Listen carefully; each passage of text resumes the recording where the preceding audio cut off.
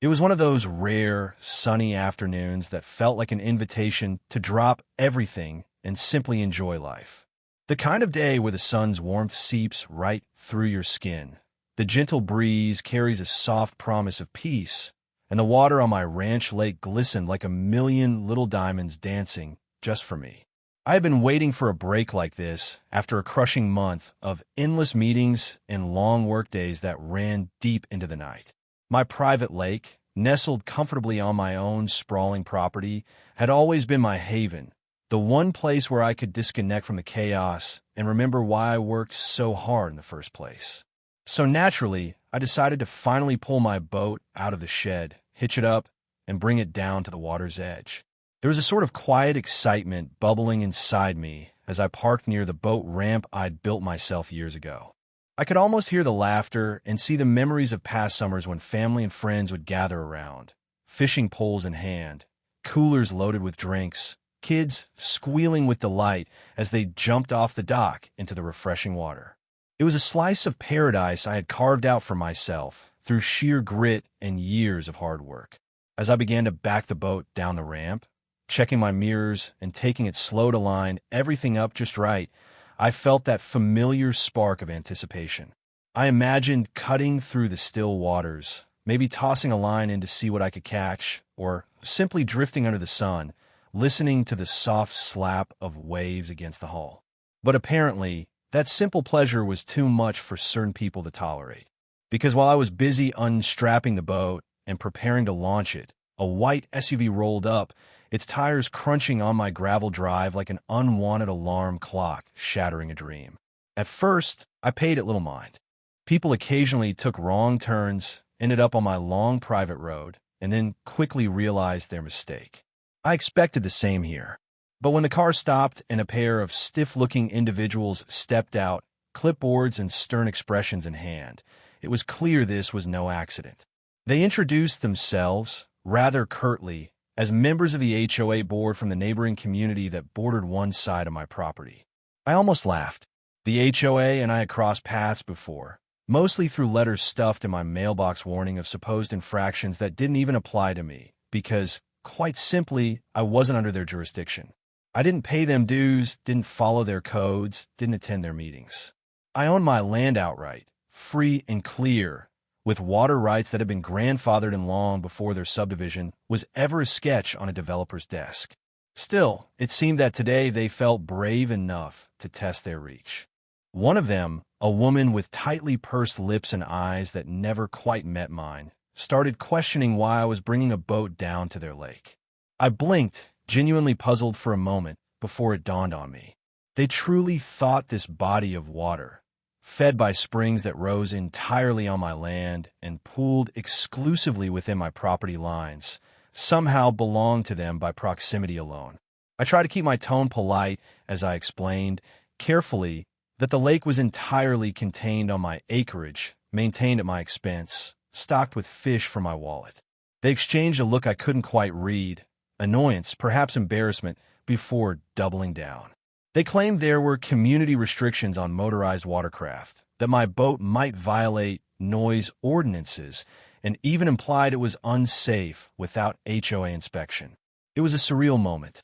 Here were two people who held exactly zero authority over me, standing on my driveway, trying to dictate how I used my own lake. When I pointed this out, the man bristled and said something about setting a bad example for nearby residents. The woman went a step further and warned that if I continued, they'd have no choice but to escalate this matter to local enforcement. At that point, I could only laugh, not because it was funny, but because it was so absurd it felt like a scene from a bad sitcom. These were the kinds of busybodies who thrived on power in tiny ponds, trying to stretch their influence over someone who had never signed up for their rulebook. And sure enough, within minutes of me continuing my work, unbothered by their idle threats, the woman stepped aside and pulled out her phone. I could hear her clipped words as she spoke to someone, probably the local sheriff's office, describing a potentially unlawful use of community resources, right there on my private shore. I shook my head, tightened the winch on the boat trailer, and wondered just how far they thought they could push this fantasy. The sight of red and blue lights flashing through the trees was something I honestly never expected to see on my own property, especially not for something as innocent as preparing to launch my boat on my private lake. But sure enough, the moment the sheriff's cruiser rounded the bend in my gravel drive, kicking up dust and rolling to a stop behind the HOA's white SUV, it was clear the situation was about to get even more ridiculous. I stood there, boat still half back down the ramp, hands on my hips, watching as the deputy stepped out, adjusting his hat and glancing first at the HOA reps, then at me. There was a brief moment where our eyes met, and I could almost see the apology in his expression, like he already knew this was a waste of his time, but had to go through the motions because someone had made a formal complaint. The woman from the HOA practically pounced on him. She marched right up, brandishing her clipboard like a sword, and launched into a rapid-fire explanation about community rules, unauthorized use of the lake, and potential threats to public safety. The deputy listened patiently, nodding slowly, though his eyebrows inched upward a bit higher with every new allegation she tried to tack on. When she finally paused to take a breath, he glanced down at her papers, then looked over at me with a slight lift of his shoulders, as if to say, "I'm sorry, man, but you know how this goes." He walked over, calm and professional, introducing himself and asking if I could provide some ID and, more importantly, proof that this was indeed my property. I didn't take offense. He wasn't here by choice. The HOA had called him, forcing his hand, and from his body language alone, I could tell he wasn't buying their story. Still, I cooperated fully. I pulled my wallet from my back pocket, handed over my driver's license, and offered to show him the property deed and survey maps I kept neatly filed in the office of my barn, just up the hill. It felt almost absurd how prepared I was for moments like this, but after years of minor skirmishes with this same HOA trying to stretch their reach, I had learned it was best to keep documents close. While we waited for dispatch to run my ID, the deputy casually asked how long I'd lived here. When I told him over 15 years, he let out a low whistle and gave a little nod of respect. He glanced at the lake, then at my boat, and almost cracked a smile. I think he realized just how harmless all of this was. Meanwhile, the HOA duo stood off to the side, whispering furiously. I caught bits and pieces about how I was setting a precedent, about how they couldn't let homeowners just do whatever they wanted. The irony wasn't lost on me that I wasn't even in their HOA, never signed their contracts, never agreed to their covenants. It was like someone from across town telling you how to arrange your living room, just because they didn't like your taste in curtains. Eventually, the deputy's radio crackled. Everything checked out. My ownership was crystal clear, my rights to the lake uncontested. He handed back my license with an apologetic smile and told me I was perfectly within my rights to launch my boat, fish, swim, or even build a floating tiki bar if that's what I wanted to do. I could almost see the color drain from the HOA woman's face. Her lips thinned to a point where they nearly disappeared, and she started rifling through her clipboard again, like maybe she'd find some overlooked clause to save face. But even with the facts laid bare, she wasn't ready to drop it. She began insisting that the community had a shared aesthetic standard, and my boating activity would cause noise and disrupt the peace. The deputy simply turned to her and asked flatly if she could point to any legal statute, county ordinance, or enforceable code that would override my property rights. When she couldn't, only fumbling through papers that amounted to nothing more than private HOA bylaws that didn't apply to me, he gave her a polite but firm shake of the head. I stood there, feeling a strange mix of annoyance and amusement as the two HOA reps finally realized their grand plan to intimidate me with law enforcement had completely fizzled out. The deputy, probably eager to get back to real policing instead of babysitting entitled board members, thanked me for my patience, tipped his hat, and told them they might want to be more careful about wasting county resources on civil matters they had no jurisdiction over. The woman looked like she'd swallowed a lemon whole, while her partner awkwardly cleared his throat and avoided eye contact. I could tell they weren't just embarrassed. They were furious, not because I'd done anything wrong, but because their power play had failed so spectacularly right in front of a uniformed witness. Watching the deputy drive off down my long gravel road felt like a quiet victory, a calm after a ridiculous storm that shouldn't have existed in the first place. The HOA board members were still standing near their SUV, shuffling papers and whispering back and forth, clearly trying to figure out how to save face after having the law confirm that they had absolutely no authority over me or my lake. I leaned back against my truck, arms crossed, and let them stew for a moment. It was almost entertaining, seeing how quickly their righteous posturing dissolved once someone in uniform told them there was nothing they could do. I decided to make things crystal clear for them. With an easy stride, I walked over, pulled out my phone, and opened up a satellite map app. I zoomed in on my property lines, bright, bold lines marking out my acreage like a fortress of independence. Then I turned the screen toward them. Their eyes followed my finger as I traced the entire outline of my land, making sure to highlight the lake sitting neatly inside my borders. I explained, calmly but firmly, that not only did I own the land, but I also held full water rights, meaning the HOA's supposed community standards didn't extend one single inch onto my lake.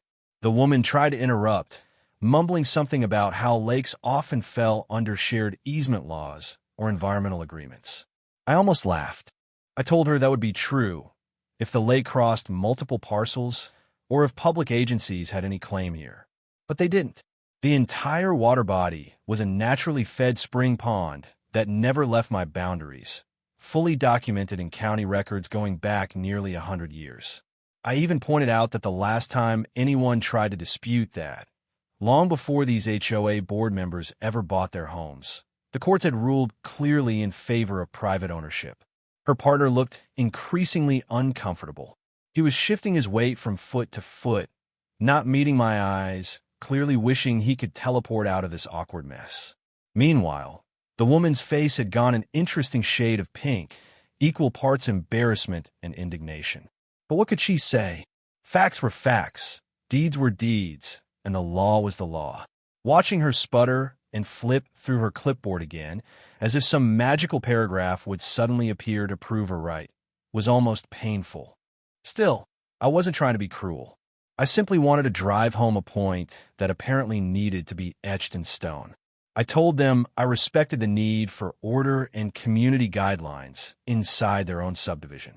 If someone down the road painted their house neon green or parked a fleet of rusted cars in the yard, sure, the HOA would have every right to step in. That's what their dues and covenants were for. But the key word there was there. None of that extended onto my property. They didn't pay my taxes. They didn't maintain my roads. They didn't stock my lake or mow my fields or repair my fences. This was my land, bought and paid for, free of their control. By then the man seemed to understand the futility. He tucked his papers under one arm and muttered that maybe there had been some misunderstanding. I didn't bother correcting him. We both knew there was no misunderstanding, just an overreach of petty authority by people too used to getting their way. The woman wasn't ready to concede, though. She tried one last angle, warning me that my attitude could cause friction with the surrounding community, that neighbors might complain about increased traffic or noise from boat motors. I assured her there wouldn't be any increased traffic. This was my private lake, not a marina open to outsiders. And as for noise, a single fishing boat wasn't exactly a jet ski park. Her lips pressed into a thin line, and for a heartbeat, I almost felt sorry for her. Almost. Because deep down I knew this was less about noise or aesthetics or any concern for peace. It was about power, about someone accustomed to pushing residents around with citations and fines, who now found herself standing on ground she couldn't touch. It must have burned her up inside to realize there was no leverage here. No board meetings to vote me into compliance. No threats of liens on my property. No ability to suspend my access to amenities because all the amenities here belong to me. So she did the only thing she could. She gathered her papers, turned stiffly, and walked back to her SUV without another word. Her partner gave me a half-hearted nod, as though apologizing for dragging this out, then followed. I watched them climb inside, close the doors a little too hard, and drive off down my long driveway, leaving a faint trail of dust behind them that settled slowly over the gravel. Once the HOA board members finally disappeared down my drive, I stood there for a moment, just breathing in the quiet they left behind. It was a kind of silence that settled deep into your bones, the type that felt earned after dealing with nonsense that had no business reaching your doorstep in the first place. I looked out over the lake, its surface smooth and undisturbed again, sunlight dancing across the gentle ripples where a light breeze skipped by. It should have been a perfect afternoon to finally launch my boat, crack open a cold drink, and let the stress of the day dissolve. But even as I hauled in a deep breath, I could feel a subtle coil of irritation still wound tight inside me. I knew exactly why. It wasn't just the fact that the HOA had tried to flex power they didn't have. It was that they felt so entitled to do it, so confident they could dictate what happened on property they had absolutely no stake in. Watching them scramble to find paperwork, fishing for some hidden rule they could twist to justify their meddling, left a bitter taste in my mouth. I've never minded rules when they're reasonable and apply fairly to everyone who's agreed to live under them. That's the whole point of an HOA for people who willingly sign up. But I never did. I bought this land precisely to be free of that. No boards, no meetings, no community restrictions telling me where to park, how many inches my grass could grow, or what color shingles were acceptable. I valued that independence enough to pay a premium for it years ago. So as I stood there, running all of this through my mind, a sharper idea began to take shape. A little voice in the back of my head that sounded a lot like my grandfather's dry humor said, "If they want to play these games, maybe it's time you show them how the real rules of ownership work." That thought sat with me for a moment, slowly spreading a grin across my face. I realized there might be a way to do more than just shut them down on my own land. I could flip this whole dynamic on its head. I pulled out my phone and called my attorney first, not because I needed him to defend me. Clearly the law was already on my side, but because I wanted some professional insight on nearby properties and easements. He picked up right away, and after a brief rundown of what had just happened, he gave a low chuckle that told me he was already imagining possibilities. Then I called my realtor, a sharp guy who knew every parcel, dock, and marina around these parts like the back of his hand. I told him I wanted to know exactly who owned what on the edges of my property, and more importantly, if anything was up for sale. While we talked, I could hear the quiet excitement in his voice. He started rattling off names, small parcels, even a few commercial water lots tied to an aging marina that served the broader community, including plenty of the HOA's own homeowners. That caught my attention immediately. Turns out that marina, the one many of these HOA residents depended on for boat slips and lake access since their homes didn't back directly onto the water, was owned by an older couple looking to retire and move closer to their grandkids. My realtor said they'd quietly been considering offers but hadn't listed yet, hoping for a simple private sale without a big fuss.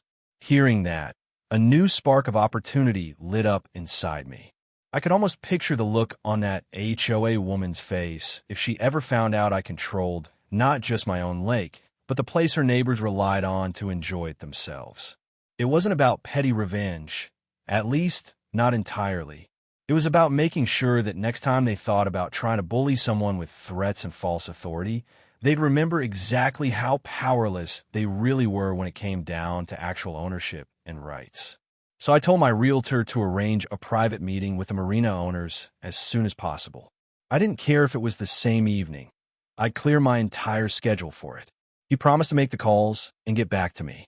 After I hung up, I looked back out over the water, this time seeing it with new eyes. Not just as my sanctuary from the world, but potentially as a key piece in a much bigger puzzle that I could soon hold in my hands. It felt strangely exhilarating, like the pieces were sliding into place faster than I'd even hoped. I could practically hear my grandfather again, saying something like, "Never waste a fool's mistake. If someone hands you leverage, you'd be a fool yourself not to take it."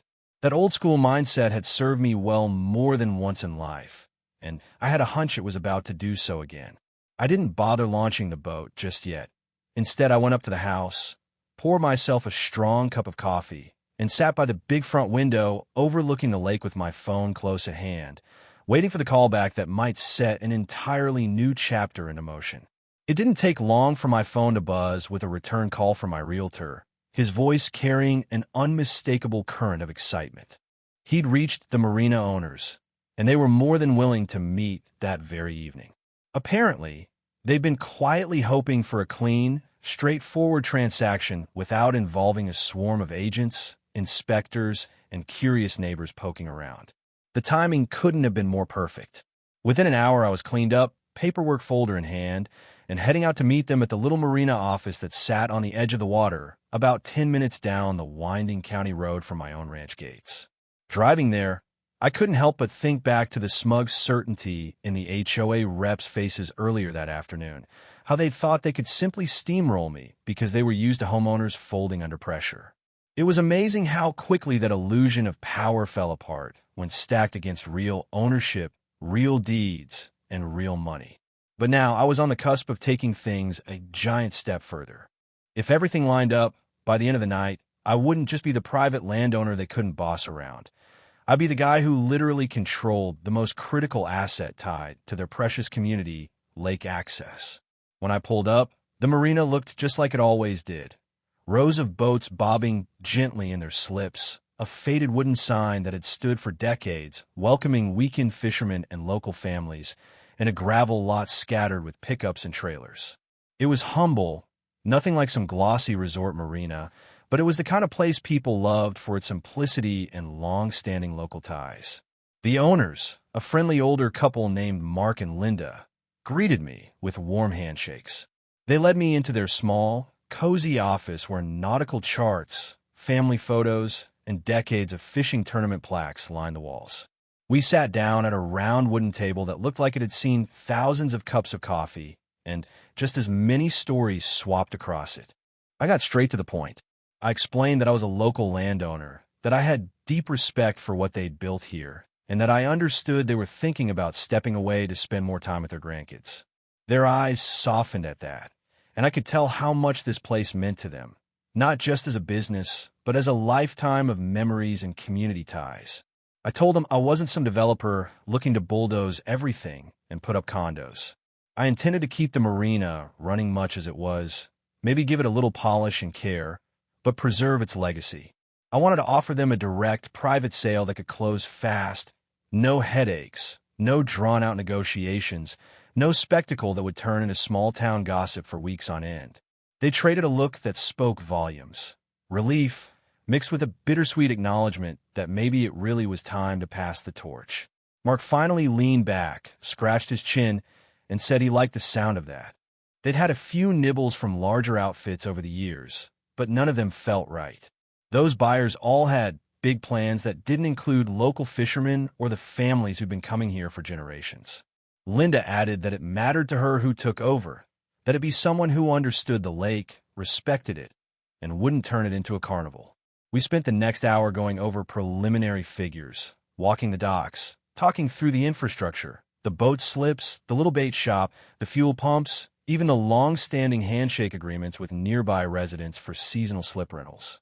It wasn't a gold mine, but it was steady, beloved, and right in the heart of the community. As we stood out by the water, watching the sun sink low and turn the lake into a sheet of molten gold, I could see how much it pained them to let go, even though they knew it was the right move. By the time we shook hands that evening, we had the framework of a deal. My attorney would iron out the details with theirs, paperwork would start flowing first thing in the morning, and barring any surprises, within a couple of weeks, I'd be holding the keys, not just to a marina, but to a significant part of the social and recreational heartbeat that the local HOA residents depended on. Driving back home under a sky dusted with early stars, I felt a deep, quiet satisfaction blooming in my chest. It wasn't about revenge in some cartoonish sense.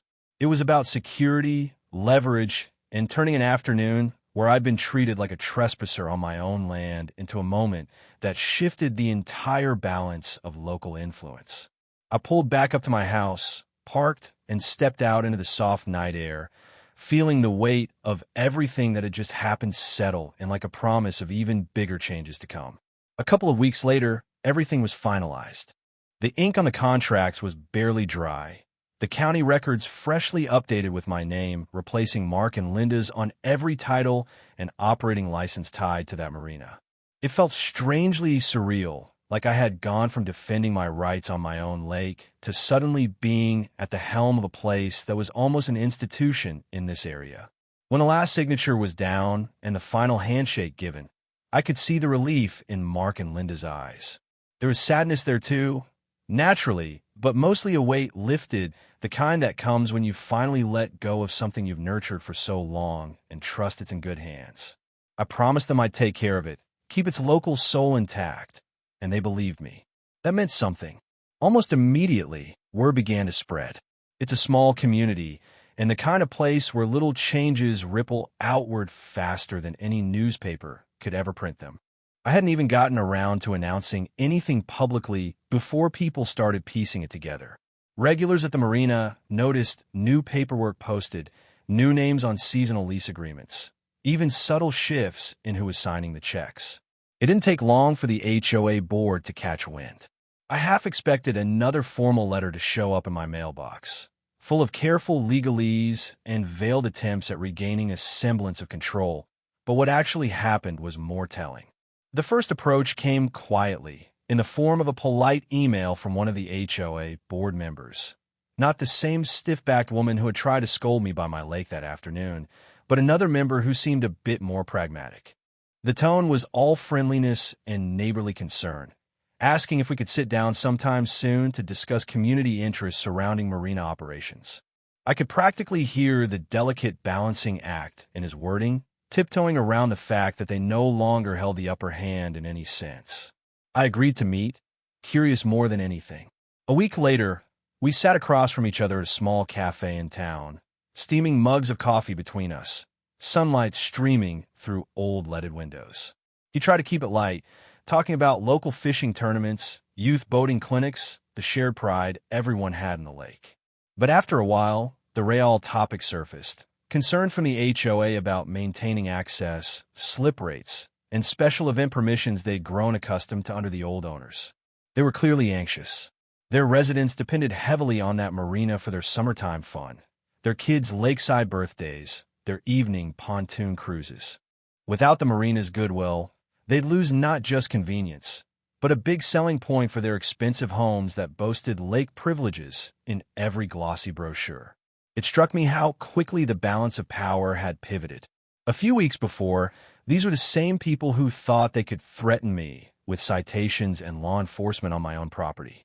Now they were leaning in, trying to be affable, trying to find common ground, because the simple truth was that access to the lake's amenities largely flowed through me.